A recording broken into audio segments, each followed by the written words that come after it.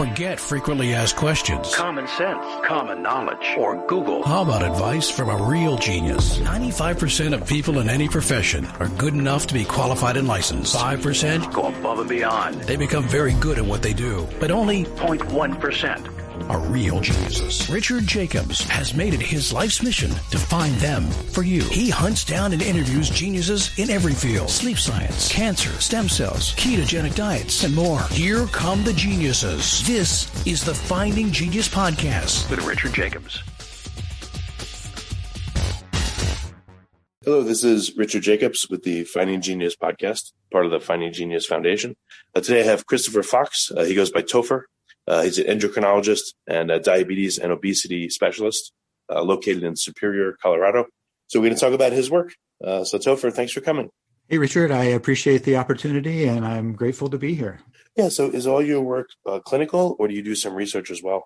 You know, I am basically 100% clinical these days. I did research in my former career when I was training, but since 2003, when I moved to Colorado with my wife, I've been 100% in clinical practice. And so the research that I do, if you can put that in quotes, is all around helping people get results, and the best way to do that. Yeah, what are the most prevalent conditions that people present to you with that you help them on?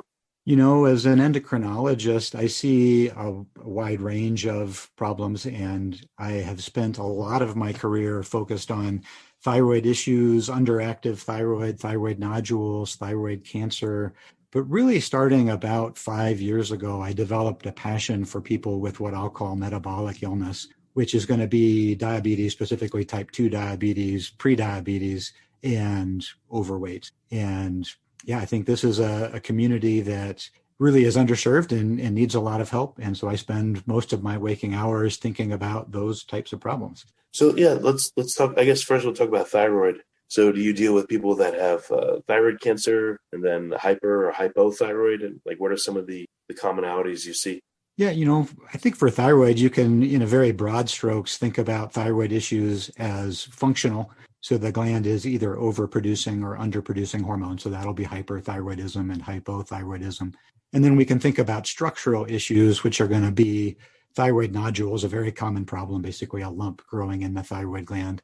And the reason that we pay attention to those mainly is a small percentage of those turn out to be cancerous. And over the years, I've really enjoyed working with the thyroid cancer community. It's a condition that, you know, fortunately has very effective treatments, and the vast majority of people who are diagnosed with thyroid cancer can be effectively treated and cured. So we deal with all types of thyroid issues, absolutely. Yeah, are there any particular ones that are very difficult to treat? And do they happen in more men versus women? Like, what are some of the skews in terms of thyroid activity in cancer?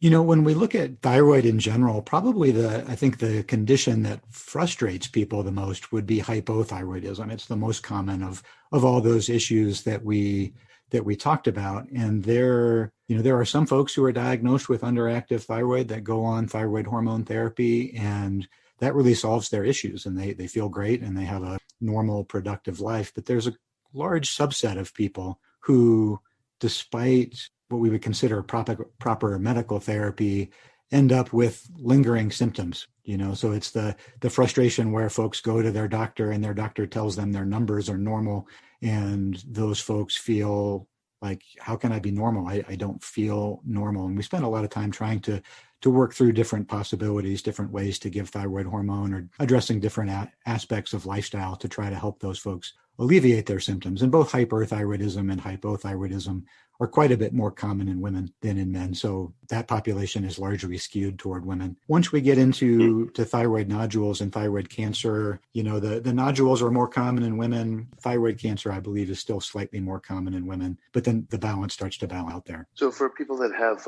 low thyroid activity, from what I've heard, a lot of doctors tell them, oh, you're fine. Again, your numbers are fine, and et cetera. So what do you do that's different? If someone comes in and, you know, their T4 looks okay, do you do more tests, look at like T3, reverse T3, et cetera?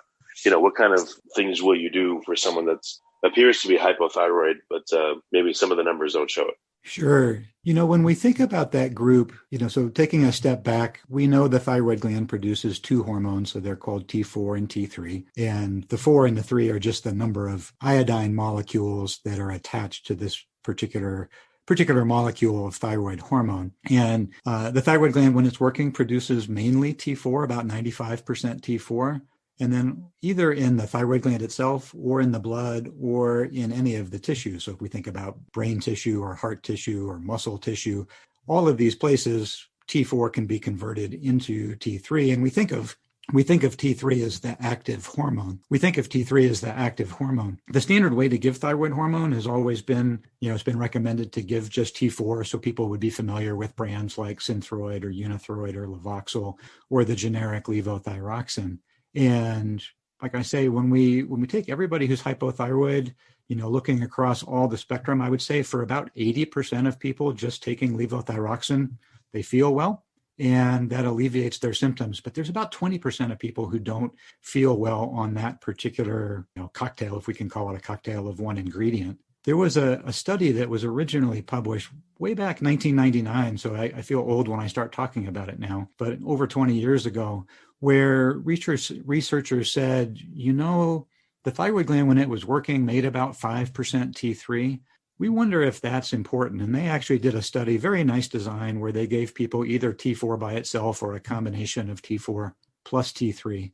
And they found that people felt better. They were more energetic. They were less depressed. They were cognitively sharper when they were on that combination of hormones. Now, that study has been repeated more than 15 times now. It's probably more than 20 times. And on balance, those original results were never duplicated. So I couldn't tell you that combination is better. I don't think we could say that it's worse either. And interestingly, in a lot of those studies, researchers did something interesting. So these studies were generally done with what's called a crossover design, where, say, for 3 months, people were on just T4, and then for another 3 months, they were on a little bit less T4, but combined with T3. And they didn't know which was which. Researchers didn't know which was which. And, at the end of the study, people will be asked, hey, did you like the first one better or the second one better? And there does seem to be a subset of people who respond favorably to that T4, T3 combination. So very long-winded answer to your question. I'm apologizing for that. But if we go back and say, well, what can we do? So a very simple thing, and I don't know why, but none of the major endocrine organizations recommend as routine therapy a trial of T4 plus T3 therapy, but that's one very simple thing. We also look for other reasons. So thyroid symptoms tend to be what are called nonspecific. If your thyroid is off, you might feel tired or cold, or maybe you can't concentrate, or maybe you're depressed, maybe you're gaining weight. Those symptoms can come for lots of different reasons. And so we try to look at the person as a whole person and see if there's something else that could be being missed, whether it's another medical diagnosis like iron deficiency, or perhaps women going through the menopausal transition or having symptoms related to that would be fairly common. We also look at lifestyle quite a bit, nutrition, exercise, sleep, stress management, to see if there are obvious holes that are being missed in those areas. Well, with the T4 only versus T4, T3 combo, from what I understand, I guess the liver and then our gut also help the conversion of T4 to T3 in our body. So maybe those people have a conversion problem, T4 to T3, and that's why they don't feel so well. Like what's been hypothesized as to why some people do well just on, let's say, Synthroid T4, and some people need Cytomel or other combinations. Right. So, I think the short answer is we don't really know for sure. There are specific enzymes called deiodinases, which take that T4 molecule and turn it into T3, or there's different deiodinases that deactivate T4 and turn it into reverse T3. You mentioned that earlier. And it's been hypothesized that perhaps there are genetic differences in these enzymes that might account for why some people do better with T3 and some people don't. So far, the ability to predict who responds favorably to T3 has been rather disappointing. There's not a test that we can necessarily do that tells us, hey, this person really needs to be on T3 and this person's going to be fine just on T4 by itself. And so we end up in the clinic doing a lot of what we call N of 1 trials. So if you came to me and you said, gosh, my doc tells me my numbers are normal, I'm just on T4, we would, try putting you on the combination and then ask you, hey, do you notice anything getting better? Do you like this better? And, if you do, then we can potentially play around with different T4 to T3 ratios, but it's very hard to look at blood tests and be able to know who's going to respond. One of the things that I think comes up in endocrinology a lot is when we think about blood tests, it's very natural to assume that when we get a blood test result, that tells us the truth, that we know, gosh, this tells us exactly what's going on inside a person. Before we continue, I've been personally funding the Finding Genius podcast for 4.5 years now, which has led to 2,700 plus interviews of clinicians, researchers, scientists, CEOs, and other amazing people who are working to advance science and improve our lives and our world. Even though this podcast gets 100,000 plus downloads a month, we need your help to reach hundreds of thousands more worldwide. Please visit findinggeniuspodcast.com and click on Support Us. We have 3 levels of membership from $10 to $49 a month, including perks such as the ability to see ahead in our interview calendar and ask questions of upcoming guests, transcripts of podcasts you're interested in, the ability to request specific topics or guests, and more. Visit findinggeniuspodcast.com and click Support Us today. Now back to the show. And long ago in my training, there was a Dr. Spencer. I don't know if she's still practicing. She was at USC, but she taught me that tests are really an estimate of truth. And the problem with any test is that it's subject to a lot of different factors that may influence how that number is reported and how well it reflects the actual physiology inside of somebody. So I think, one of the traps that Western docs get pulled into is to rely 100% on the test results and not to actually talk to the person and try to put those two things together and think creatively about, hey, what might be going on and what might this person in their unique circumstance, what might they need? I guess that's why you have, probably somewhat commonly, someone's numbers look okay on labs, but they just don't feel right.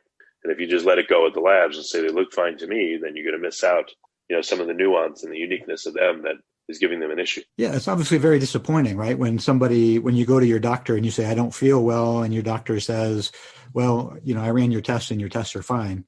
That's only really half an answer. I think people do best. And usually, I guess what I encourage everybody is to find a doctor, a provider, somebody who can take the time to listen to you and really get to know you and who you trust, who can provide good advice and can try to essentially do life with you to try to understand what's going on and, try new things. And if something doesn't work, then go back to the drawing board and try what the next thing might be. So why is it hard to establish whether someone should do well on a T4, T3 combo versus T4? Like, even if you do it after the fact, why isn't that a standard protocol? Give them both instead of just T4 and see how they feel. And then, switch them to one or the other, depending on how they feel. Like, why is there not, it doesn't seem to be much switching going on. It's like, you're given this and that's it. I don't know why that's not done more frequently. I think that most people who spend a lot of time in thyroid, most thyroid experts, use T4, T3 combinations as part of their practice.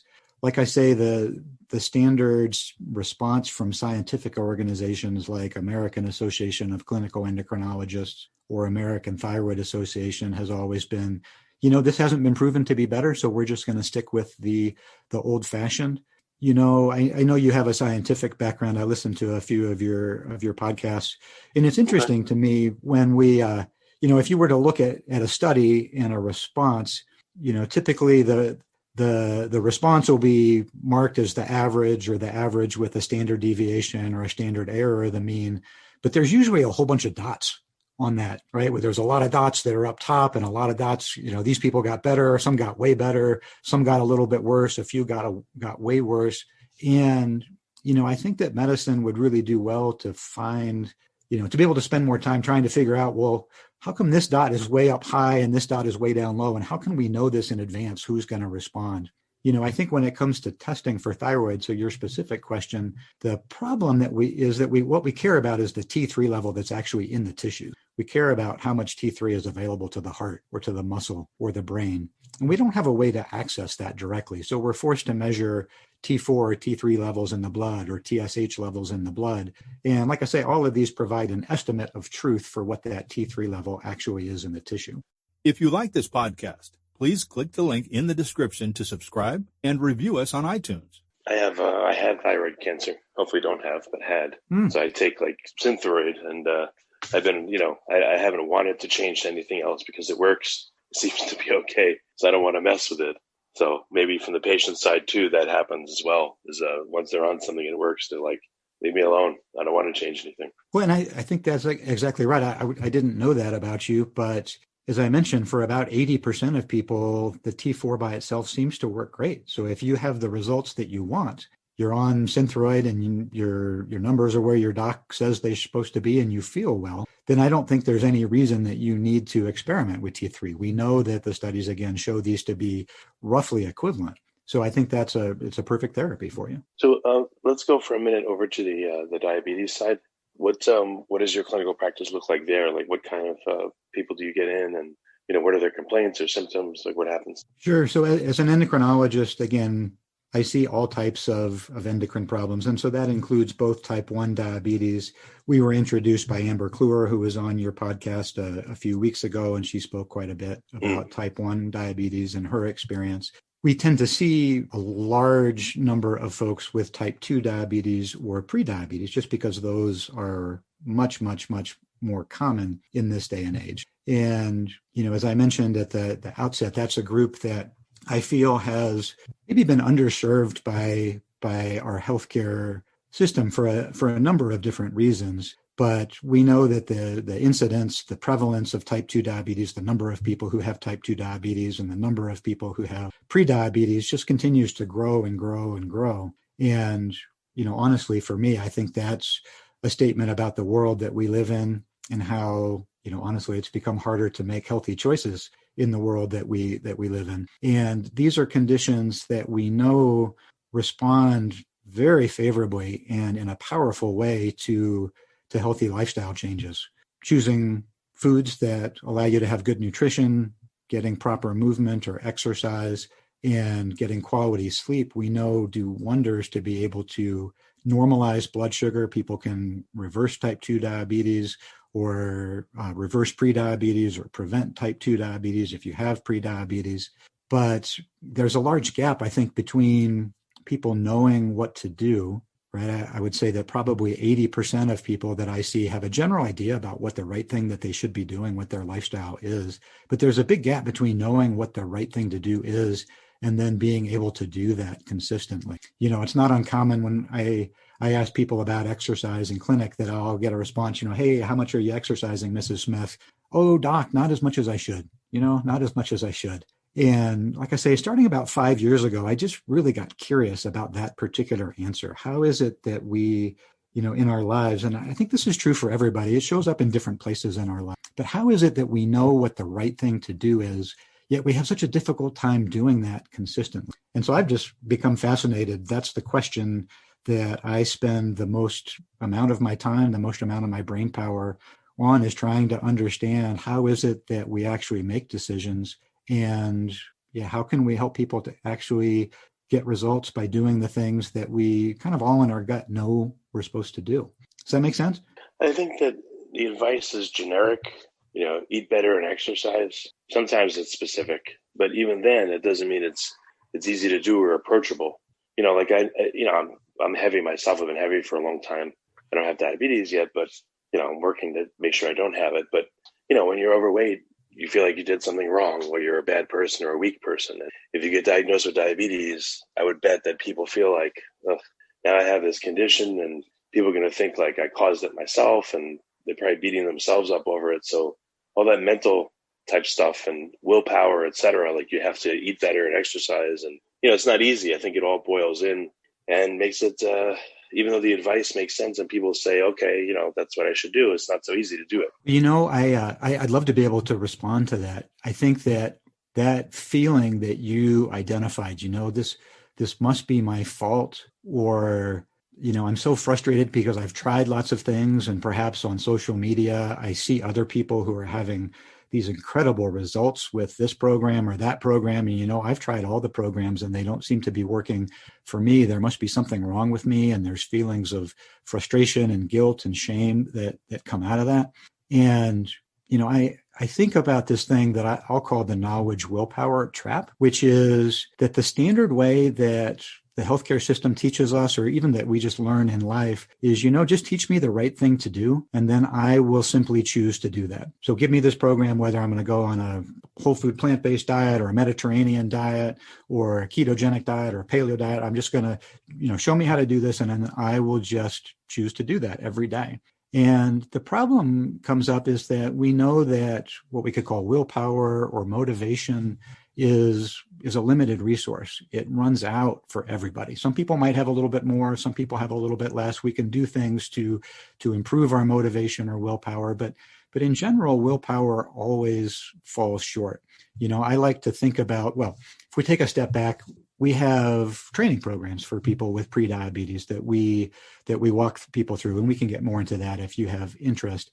But we teach from this thing called the Be the Hero framework. And the basic idea would go like this. We all want good health so that we can basically be the heroes in our own life. When we have good health, we can focus on our family, our friends, our business, career, whatever it is that's important. And when we lose good health, it makes us turn inward, and it keeps us from being able to be the hero. And in order to be the hero, I like to think that you need to do three things. So number one is you have to picture the hero. So you have to be able to answer that question. Why is it that you want good health? What will having good health allow you to do?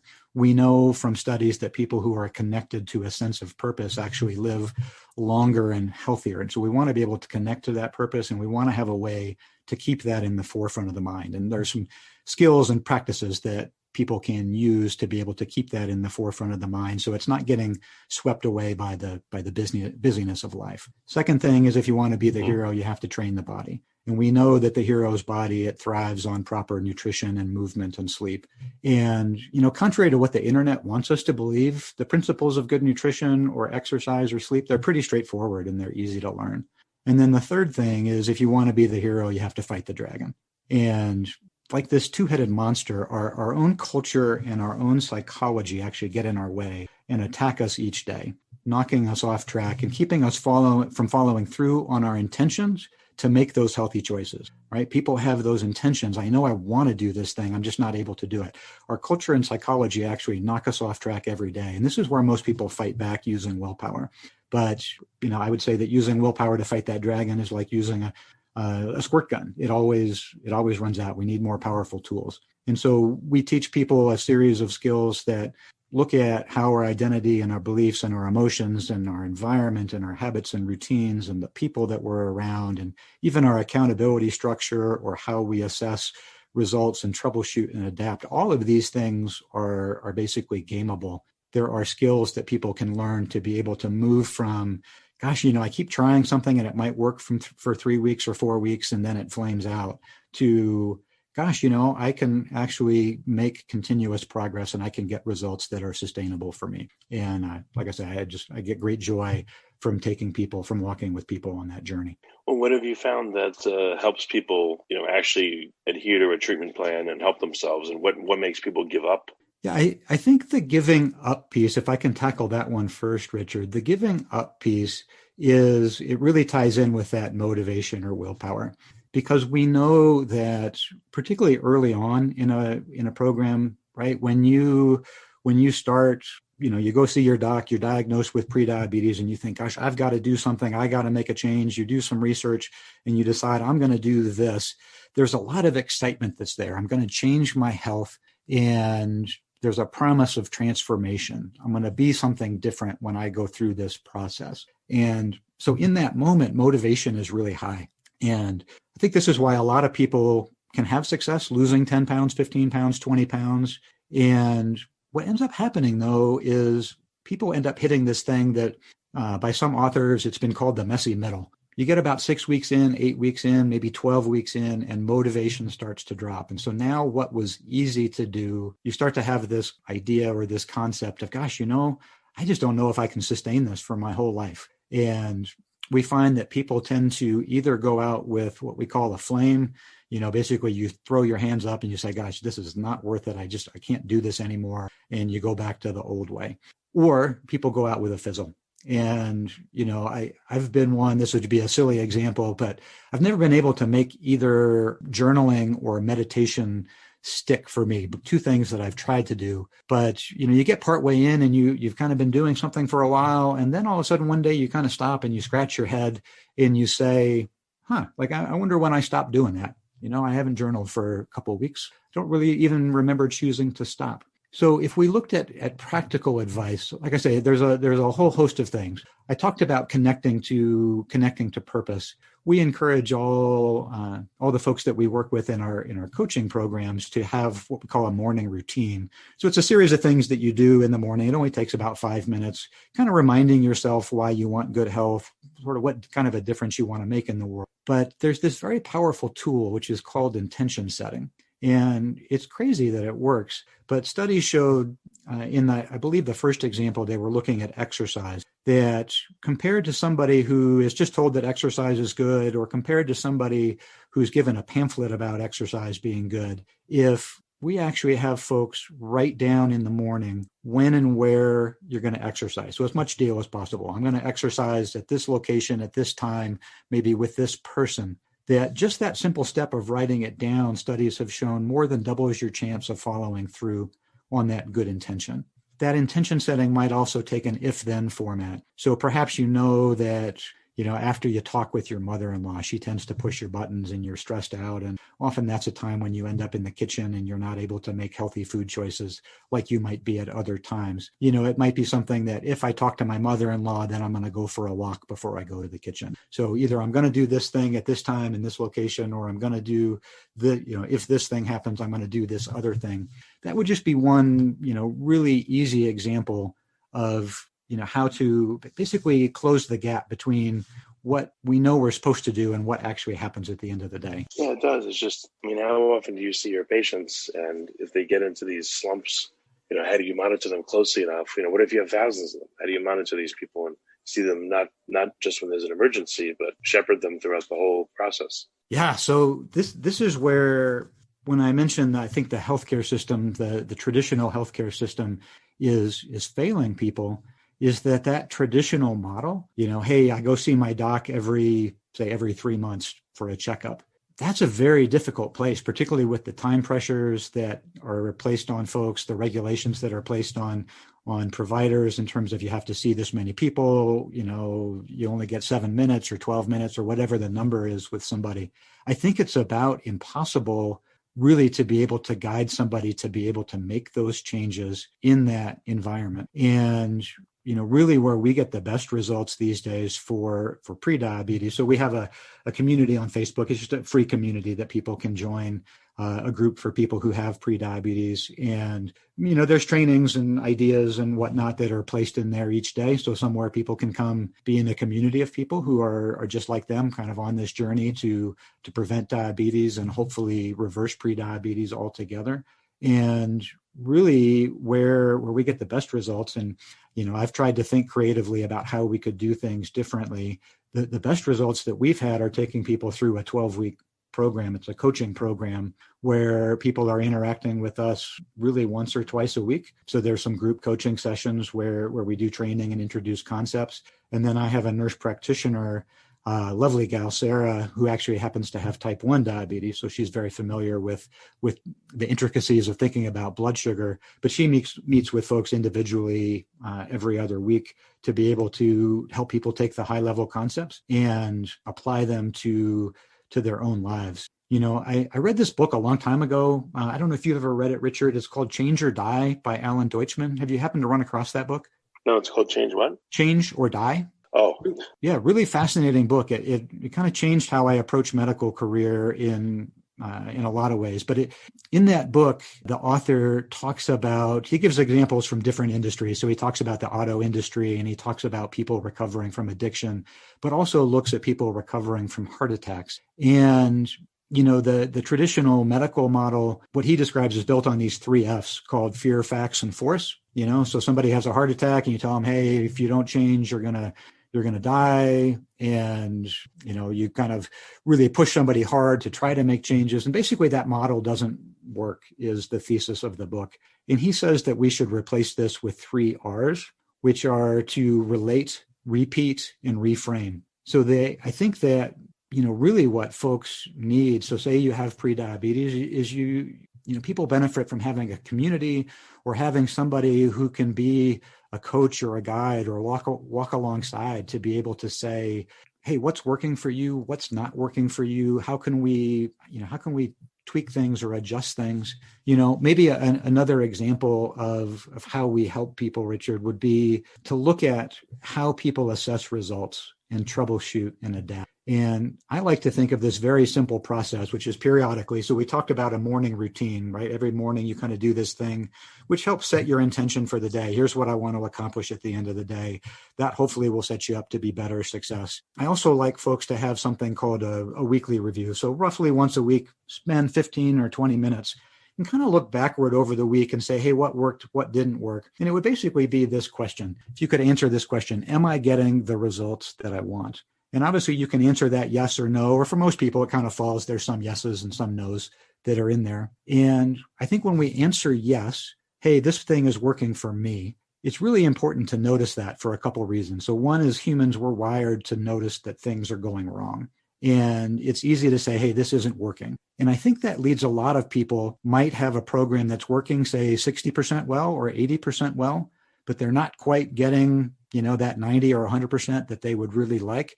And it's easy to throw that whole program out. But if we can notice that, hey, this part is working really well, this is working, say 60% well, we want to notice that and benchmark it, right? We want to be able to come back to that if life throws us a curveball and we get knocked off track.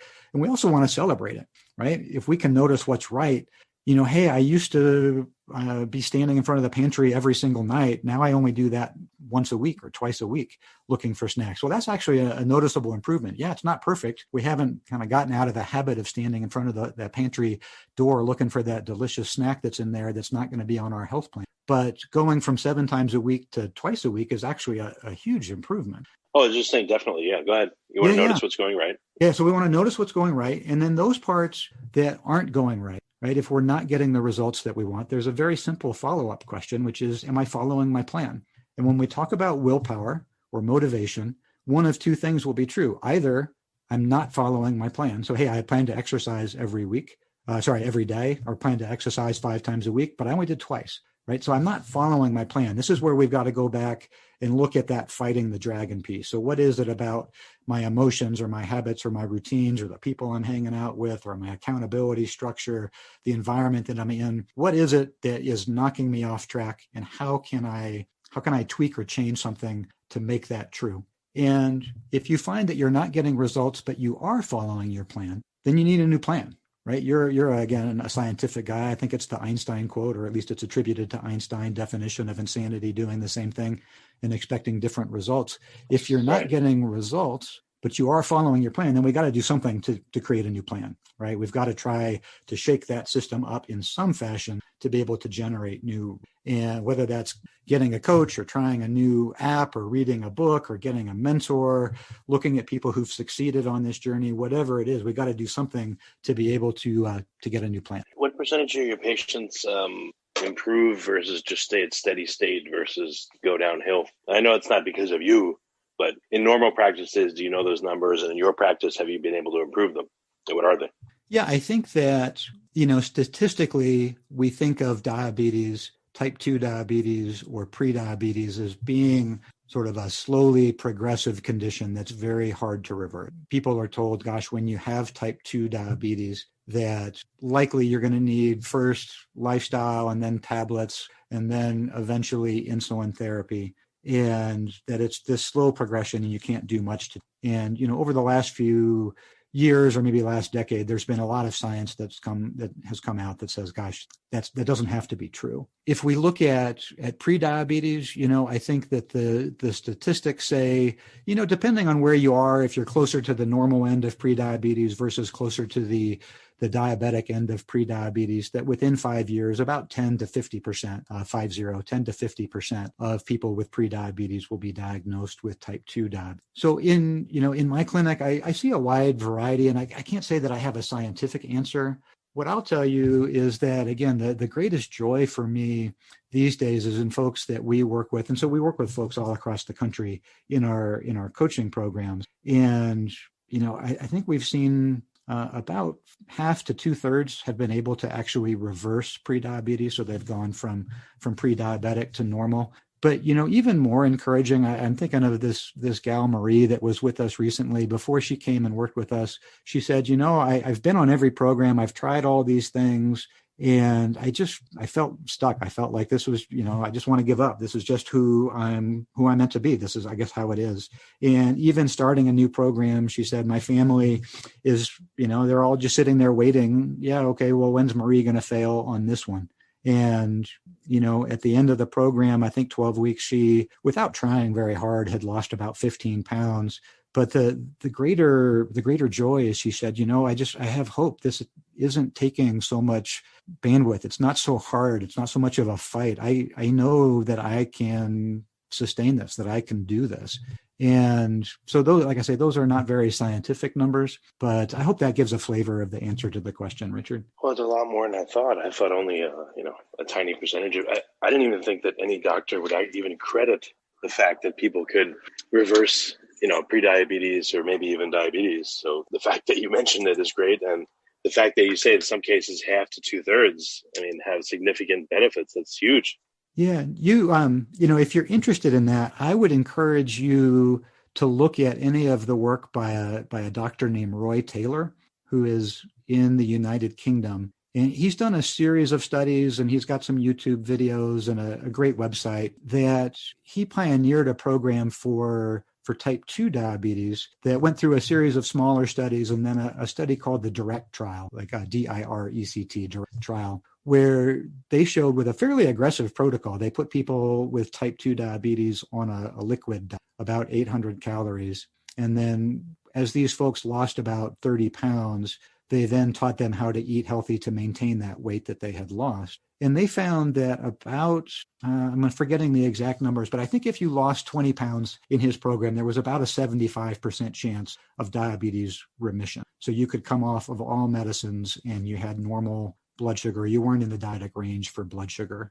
And these were specifically people who had been diagnosed within the last 5 to 6 years, and they weren't yet on insulin. So it was a subset of people. But, if we were to look at the physiology of why do people get diabetes or why do people get prediabetes, I think that really we could say there's two primary insults that happen to somebody's body. The first one is that there is just chronic overnutrition. So we're taking in more calories than our body knows what to do with. And we all have the ability to store fat in a healthy way, right? Storing fat helps us survive the winter when there's a famine, or, when it's 1800 and we live in North Dakota. If we put on 10 or 15 pounds around the harvest, we're more likely to make it till springtime. But problem these days is it's easy to go above what we can safely store in terms of putting fat on our body. And that's when we start to see inflammation levels go up. We start to see fat get deposited around our organs, the so-called visceral fat, or fat gets deposited in the muscles, and muscles become resistant to insulin, or in the liver, or even in the pancreas. And the body has a really hard time with that. The other insult that comes up is that we become more sedentary. And we live in a world that makes it really easy to be sedentary. And we know that when we do that, we lose both muscle mass and we lose quality muscle. And those two things exacerbate those problems of kind of that chronic overnutrition. So all of this just said, I think Dr. Taylor proved really elegantly. And we could say this same thing about the ketogenic diet or paleo diet, or people that lose a lot of weight on whole food plant-based diet, that if we can reverse that overnutrition and get below what Dr. Taylor would call the personal fat threshold, that level where you are now no longer storing fat in an unhealthy way, then the system can actually regenerate and can start to function in a more normal way. And I really think that, for all those who are listening who have type 2 diabetes or have prediabetes, I would just really encourage you to look and find somebody that, is aware of this research. And, if you want to be able to get off insulin, I don't know if it's possible for you, but certainly it's possible for some. If you want to get off medications, it's almost certainly possible. I think about a gentleman that saw us, Mr. G, I don't know, he was probably about 5 years ago. He was on insulin, 3-4 shots of insulin and metformin. And he said, I just don't want to live like, and he was willing to make some pretty aggressive changes. He lost 35 pounds, almost the exact amount that Dr. Taylor talks about. He didn't do it with a liquid diet, but just with a healthy, it would be considered essentially a paleo diet for him. And he was able to come off all of his medicines. He came off insulin first his mealtime shots, then his long-acting insulin, and eventually off metformin, and had normal blood sugar just by being able to lose and maintain that 35 pounds. It's a very simple concept. It's harder to do, Richard, to be able to lose and maintain. But no, it's really easy. I'm just it's very hard. Can be done. Sorry, I get passionate about this, so I get long-winded. So let me turn things back over to you. That's okay. Do you see people plateau at a certain level, even if they're trying hard to to get themselves in a better way, or do they plateau at the right point and now they have smooth sailing from there? Now they've lost, let's say, 30 pounds, and they could lose more, but it's enough. Their levels are better, and they just kind of keep it at that level. Yeah, so I think the plateau is a common problem, and there's a number of reasons that happens. When we were talking about habits or routines or making changes earlier, we talked a little bit about motivation being high at the beginning of a program and gradually decreasing when folks hit this messy middle. That's a very natural thing. It's a very natural thing that happens, and sometimes the plateau happens simply because it's harder to maintain that full intensity on the program. If we look at something like weight loss, we know that, there are hormonal changes in ghrelin and leptin and these other hormones that help us regulate weight that do make it so that your body kind of fights against you. And, honestly, if you lose 30 pounds and you're in a smaller body, you end up needing fewer calories than you did when you started. So without making further changes, sometimes things will naturally plateau. And we spend a lot of time, looking at people who hit that plateau and trying to figure out how to work past. But going back to that idea of benchmarking and noticing what went right, I think that if somebody has been able to lose 30 pounds and they can maintain that weight loss, that is a huge boon for their health. And as goal number one, we want to notice that and celebrate that 30-pound weight loss. And we want to practice skills that are built around persistence, which is, what are the routines that got you here? And how can we make sure that you don't get knocked off track to go back to where you were 30 pounds heavier? Because we know that that's a really common issue for folks, is to end up, right? You lose your 30 pounds, you maintain that for a while, and then something happens, you get shifted over to the night shift, or your mom gets sick and you have to do more care, or you're traveling more, or whatever happens, and now you're back up 30 pounds. We really want to work on that persistence to say, well, let's have you practice being healthy and in this new current size body that you have. And then over time, definitely we can look at things and say, what is it that led to this plateau and what steps can we do to move beyond? But let's not lose track of the fact that 30 pounds is a success. And if a person can maintain that, it's going to have huge impacts on their health. Well, how long have you been a clinician? You said about 17 years, I believe? Yeah, so I came out of training in 2003. My wife and I, we were together at the University of Virginia. We moved back to Colorado, where our families live. And she happens to be an oncologist. She and I have been in practice here in Boulder since 2003. Well, what have you noticed? I memean, you haven't been doing it for 30 years, but 17 is pretty good, just about 18. What have you noticed in people? How are they different now versus when you started? It's interesting. There's I think a number of different things that have happened. I'm trying to think of how is the best way to answer that question. I would say number one, we live in a world that has changed. So our food supply has changed, our ability to exercise consistently, or maybe a better way to say that, our ability to move from place to place without having to use our own muscles has improved dramatically.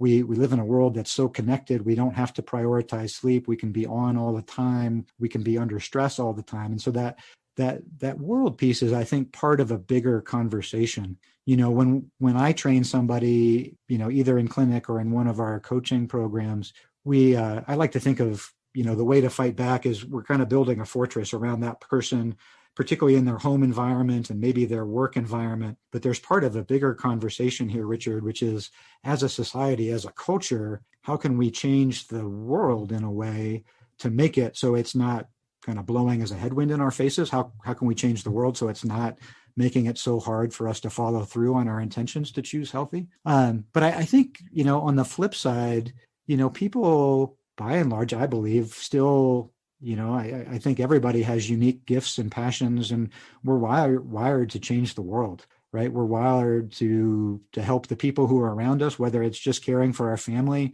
moms caring for kids, or grandparents caring for family, or spouses caring for each other, or our group of friends, or maybe it's through business or career, trying to do something that makes the world a better place to contribute and to grow. I think that people are still passionate about that. And yeah, I just want, I don't want your health to get in the way, right? I want you to be able to keep that good health so you can focus outward and be the hero. And so I think people still are connected that way. Yeah, I'm sure all those basic human desires and actions are the same. What I was wondering is, I'm in my mid 40s, and when I think about like my childhood in the 80s and stuff, I know there was a token like overweight person in school, and now it seems like everyone's overweight. So I wanted to know, just in the 17, 18 years you've been practicing, have you seen that people are, heavier or less healthy, or like what physical changes in people have you seen? Not their behavior, but physical. Oh yeah, no, absolutely. Colorado traditionally is known as the healthiest state or the skinniest state in the United States. But if we go back 30 years, Richard, I think that the percentage of people suffering from obesity in Colorado has gone from around 8 or 9% in the 1980s to around 25%. So it's tripled over the last roughly 30 years. Across the US, we know those numbers have gone from about 15 to 45%. So, the percentage of folks with obesity, like I say, it's tripled across the US. And I think that in some ways, this is death by 1,000 cuts. You mentioned kids, and we know that we have, just a lot more poor quality food in our environment. We know that, in school, kids, there's a lot less time devoted to physical education. Those programs get cut, or perhaps kids have two parents who are working, and now they come home and they spend time online. Rather,